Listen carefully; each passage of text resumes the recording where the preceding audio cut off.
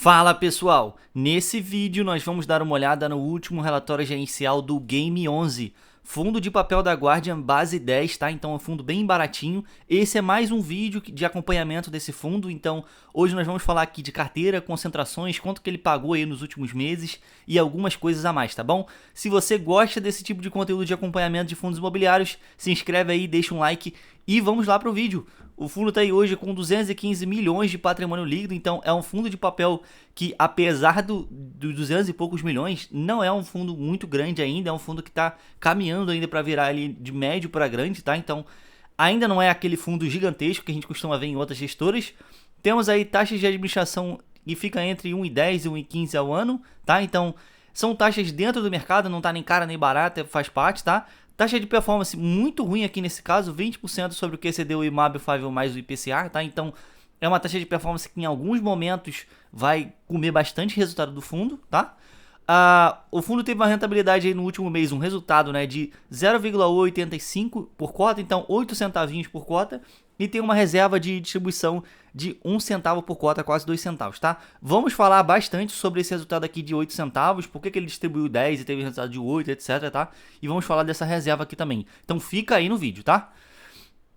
Aqui falando rapidamente da DRE do fundo, deixa eu só dar um zoom aqui pra gente, que fica melhor pra ver. Aqui em verde é o resultado do fundo, tá? Então o resultado ele é dividido em rendimentos líquidos de CRI, então juros, etc. E outros rendimentos. Esses outros rendimentos ele não coloca aqui claro pra gente o que foi, mas todo mês tem isso, tá? Então acredito que seja do fundo de alguns giros que eles fizeram, sei lá, com CRIs ou caixa, alguma coisa assim que rendeu, tá? Então deu esse 39 mil reais aqui no mês. E aqui de juros tivemos esses 2 milhões e 4 mil reais aqui, tá? A despesa do fundo foi esses 200 mil reais e 903 aqui, tá? Então é uma despesa bem em linha com os outros meses do fundo. Foi até um pouco menor, né, do que os últimos 6 meses, eu diria, tá? E essa despesa aqui representa 9,8% da receita do fundo. Então quase 10% do fundo está indo embora aí nesse mês de novembro só de despesa. E as despesas aqui, infelizmente, eles não colocam muita coisa, muito detalhe pra gente não, tá? Ele coloca despesas operacionais e outras despesas e meio que a gente não sabe muito o que significa isso, tá? Deve ter alguma explicação aqui embaixo no relatório, aqui no caso não tem, mas mesmo assim ainda ficaria um pouco difícil pra gente entender isso, tá? Aqui ele coloca um gráfico pra gente que é a composição do resultado do fundo. Então aqui nesse gráfico a gente consegue ver quanto que o fundo teve aí de resultado mês a mês, tá? Então a gente tem aqui um gráfico de dezembro de 2022 até fevereiro de 2024. No caso aqui de dezembro para frente são previsões, porque esse relatório aqui ainda é de novembro, o relatório mais atualizado que nós temos no momento, tá? Então aqui, como vocês podem ver, desde junho de 2023 que esse fundo não gera mais de 10 centavos, tá vendo? Então ele gerou aqui 8 centavos, 8, 7, 8, 8 de novo agora em novembro. E a previsão é que ele continue não gerando, tá? Então ele pretende gerar aqui agora em novembro, em dezembro, 8 centavinhos, em janeiro 9 centavinhos, em fevereiro 9 também, talvez aí no próximo 10, etc, tá? Então vamos acompanhar. Esse aqui é um guidance de resultado que eles acreditam que vão ter agora em dezembro, janeiro e fevereiro. Vamos acompanhar aí se vai ser isso mesmo, tá?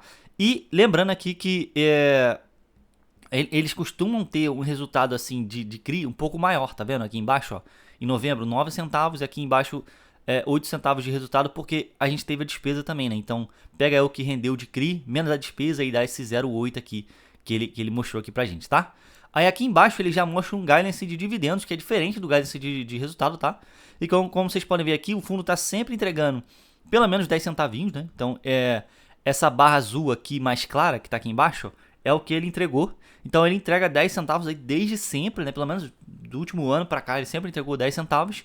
E a previsão é de que caia agora em janeiro de 2024 para 0,9, tá? Então vamos ver aí o próximo anúncio de rendimento, se eu não me engano aqui é dia 30, eu confesso que eu não lembro, tá? Vamos ver aí se ele vai cair para 9 centavos mesmo. Eu acho bem justo cair, porque inflação deu uma queda, CDI também deu uma queda, tal, então não tem como o fundo se virar aqui, fazer um monte de giro, etc, para garantir esse resultado, tá? E quando vocês olham aqui embaixo, ó, do segundo semestre, que é daqui para frente, ó, de julho para frente, o fundo tinha reserva guardada, então ele tinha 8 centavos para distribuir ainda. Aí em agosto já caiu para 6, setembro já caiu para 4 centavos, outubro caiu para 3, e novembro caiu para 1. E agora meio que o fundo já está sem reserva, tá? Ele tem essa fração aqui de centavo para distribuir para a gente. É pouquíssima coisa, então não tem como o fundo meio que se garantir aqui com um resultado que vai ser menor do que 10 centavos e distribuir mais do que 10 centavos, sabe? Então eles vão ter que dar um jeito aqui em dezembro de distribuir isso. Acredito que vai conseguir, porque ainda tem esse 1 centavinho aqui, ó. Então eles devem comer essa reserva agora aqui em dezembro. E a partir de janeiro, cara, não vai ter o que fazer, tá? Eles vão ter que distribuir só o que eles estão gerando, tá? Então, como vocês podem ver aqui, ó, a previsão é de que pague 9 centavos e a previsão é de que gere 9 centavos também. Então vamos acompanhar aí o fundo, fica ligado, porque se esse fundo diminuir o rendimento, pode ser que caia aí o valor da cota, etc. E outras pessoas consigam entrar, tá? Vamos acompanhar aqui. Movimentações do mês, o fundo deixa aqui que não tivemos movimentações.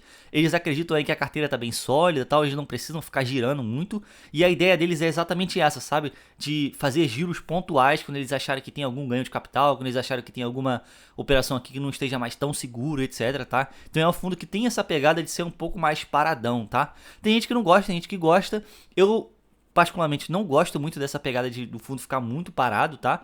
Porque aí ele meio que se restringe de ter ganhos de capital com giro e tal. Então, quando o spread fecha, eles poderiam vender alguma coisa. Quando o spread abre, eles poderiam vender outra e tal. Enfim, poderia ter alguns ganhos de capital aí girando a carteira de CRIs, tá?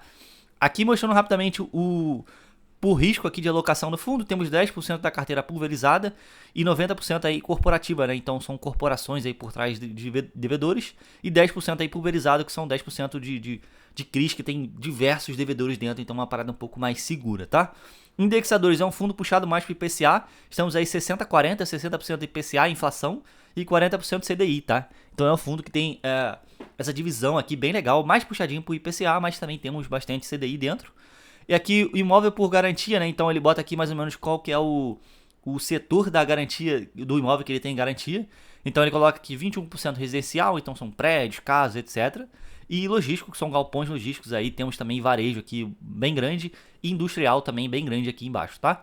Ele coloca esse misto aqui e aqui, só que eu fico muito confuso, por que eles não podem dividir, né, proporcionalmente para o que eles precisam aqui? Eles simplesmente colocam um misto, que é uma informação que não serve muito pra gente, né? Então, temos 24% dos imóveis em garantia em misto. O que significa misto aqui nesse caso, sabe? Então, será que é um conjunto de todos os setores, algo do tipo, tal? Não era mais fácil eles splitarem isso aqui? Fica ruim aqui pra gente entender, tá, pessoal? Localização aqui ele também coloca 43% misto, então, putz, tu fica meio perdido, sabe? Aí temos aqui 21% em São Paulo, 13% em Pernambuco, se eu não me engano. Desculpa aí, tá, gente, se eu estiver errado. Aí temos aqui outros estados, tá? Um pouquinho em Rio de Janeiro, Minas Gerais e Bahia. E aqui, pulverização dos devedores é mais ou menos o que a gente estava falando aqui em cima, né? Então ele tem...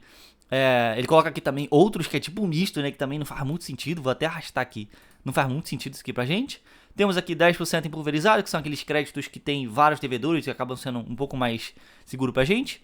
10% em MRV, 10% em BRF também. Então, o pessoal que tem o GALG 11 aí, já falei no último vídeo, fica ligado, se você tem o GALG 11 e o Game 11, você vai acabar ficando muito exposto a BRF, tá? Aí temos Grupo Mateus, São Benedito, etc, tá? São vários setores aqui interessantes. Aqui falando de carteira de CRI, mais ou menos, temos aqui os CRIs que eu considero que estão um pouco mais concentrados na carteira. Então, são esses CRIs que estão aqui em vermelho, tá?